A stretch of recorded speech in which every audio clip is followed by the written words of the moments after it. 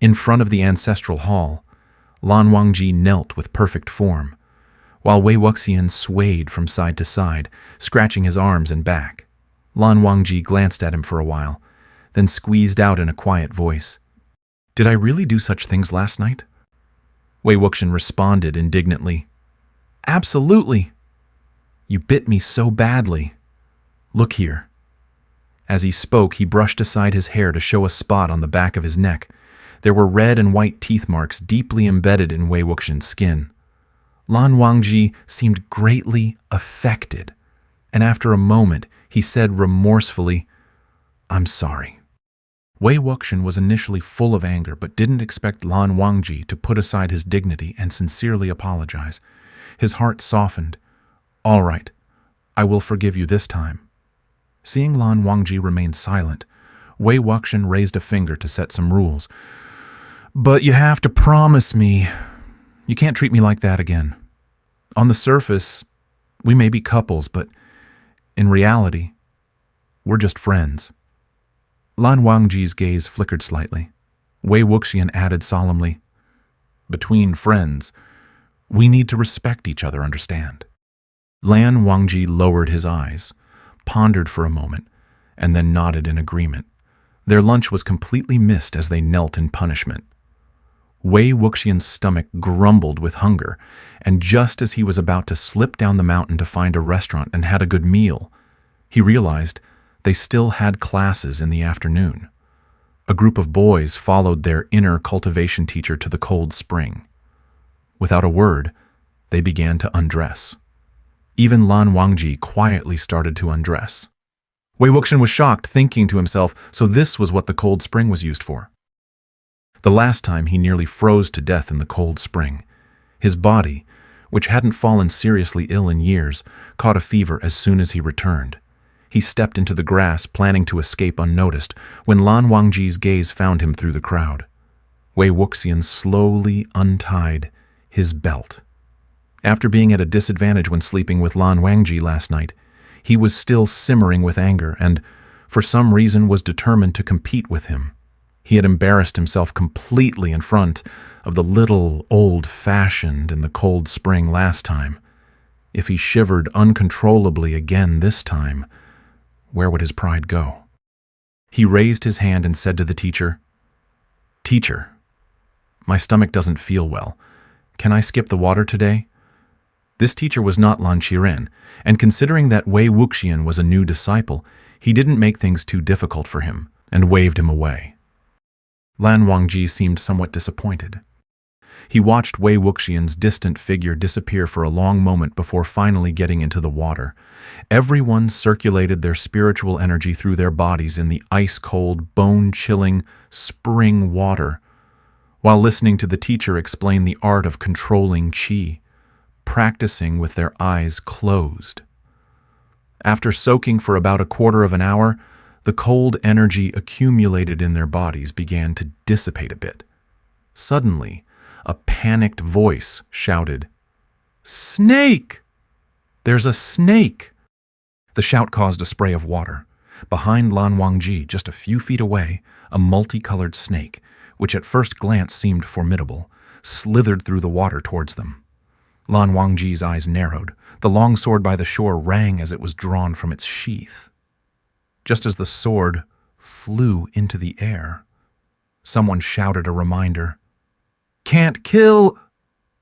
The snake swam around Lan Wangji. The lower garment floated in the water. Startled, the snake opened its mouth wide, revealing two sharp, hook-like fangs. Behind the layers of orchids, a voice whispered excitedly, "Bite him! Bite him! Go on, bite him! He bit me last night. Let this little old-fashioned taste it too." Lan Wangji held his sword steady, silently confronting the snake. His light-colored eyes gazed at the snake. After a moment, the snake flicked its tongue, turned its head dejectedly, and swam away. The voice sounded disappointed. "Coward?" Once away from Lan Wangji, the snake swaggered left and right, causing numerous screams along its path. After the snake moved away, everyone's thoughts became scattered and restless. A perfectly fine meditation class was disrupted by a small snake, making the boys uneasy and shivering in their bare bodies. Any little rustle of wind or movement of grass caused them to nervously wiggle their hips, afraid that staying in one place too long might get them bitten. The teacher was so angry that he kept calling out names. After a while, he recalled the reminder, "Cannot kill," someone had shouted earlier. Although there was nothing technically wrong with the reminder, it had a leisurely tone that seemed to delight in the commotion. Suspicious, the teacher glanced toward the moving grass, trying to identify the source. "Who's there?" The pent-up frustration of the boys was collectively directed towards the source of the disturbance. Before long, Wei Wuxian, who was unyielded and had been determined to catch a second snake from the bushes, was dragged out by the angry crowd. Snakes rarely appeared in the cold spring, and as everyone calmed down, they started to suspect someone was behind it all. Seeing his sneaky demeanor, it was as good as a confession. In the morning's swordsmanship class, the boys had witnessed Wei Wuxian's skills, which were on par with, if not slightly superior to, Lan Wangji's. They began to take this seemingly carefree second Mrs. Lan more seriously and felt deeply remorseful for judging him by his appearance. However, it turned out their initial judgment wasn't wrong. Inside and out, he was indeed an unconventional character. His maturity level was akin to that of an 8-year-old child, but his petty tricks were executed skillfully.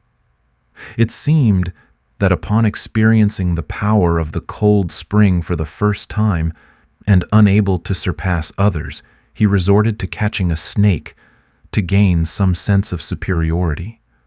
"Why did you let the snake loose to bite us when you were already skipping class so easily?" "Exactly.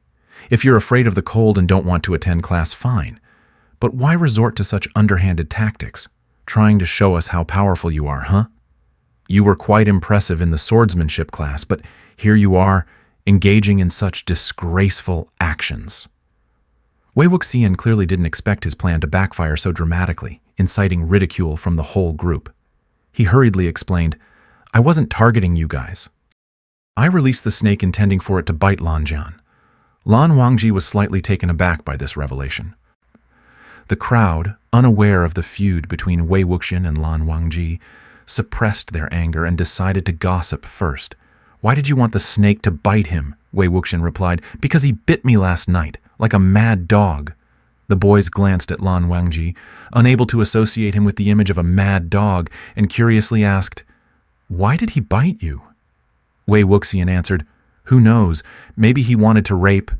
The teacher coughed fantastically.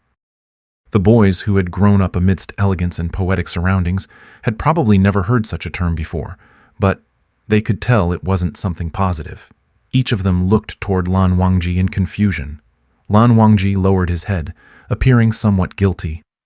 Seeing his reaction, the teacher, who initially pretended to cough to stop the conversation, seemed to start genuinely coughing. Several curious students directly asked, "What does rape mean?" Another group, half understanding, guessed, "It probably means something like flirting?" One boy with a questioning spirit said, "No, I think it might be something more serious." Another seemed to grasp the meaning directly, exclaiming, "Ah, could it mean to forcibly engage in the things between couples?" The teacher clutched his chest, as if he was about to cough up his lungs. Wei Wuxian muttered internally, thinking how these kids took so long to understand something like this. Seeing them run around wildly at the sight of a snake earlier, it was clear they were not used to the wilderness, and probably never ventured much into the back hills. Recalling his own experiences of braving mountains and seas, Wei Wuxian's tone became somewhat arrogant. "I initially intended for the snake to bite Lan Jian, but who knew it would bully the weak and fear the strong? Seeing how scared you all were, it bared its teeth a couple of times. It's not my fault you're so cowardly." The youths, who were still contemplating those unfamiliar concepts, were enraged by his words. They promptly threw him into the water and declared, "Teacher, his stomach doesn't hurt anymore. He can resume lessons." Since Wei Wuxian was not yet adept at controlling his spiritual energy in the cold spring, He floundered around in the water for a while, unable to generate any warmth. In no time, his lips turned purple from the cold, and he shivered pitifully, but no one showed him any sympathy. Instead, the teacher sternly ordered him to close his eyes and calm his mind. Wei Wuxian's teeth chattered uncontrollably from the cold. Suddenly, he felt something like the back of a hand gently brush past him, bringing with it a wave of warmth. He instinctively moved closer to it. Moments later, that hand seemed to hesitate no longer and grasped him tightly. Where their palms met, a continuous flow of warmth poured in. He let out a contented sound, squinting his eyes and thinking to himself, which kind-hearted friend was this, offering warmth in this cold? As soon as he opened a slit of his eyes, Lan Wangji's serene profile came into view. Startled, he flung his hand away and stumbled back several steps. A puzzled gaze from Lan Wangji crossed with his own. Wei Wuxian splashed water with both hands as if afraid of Lan Wangji approaching him, and in his haste to retreat, his foot slipped and he fell into the water with a splash.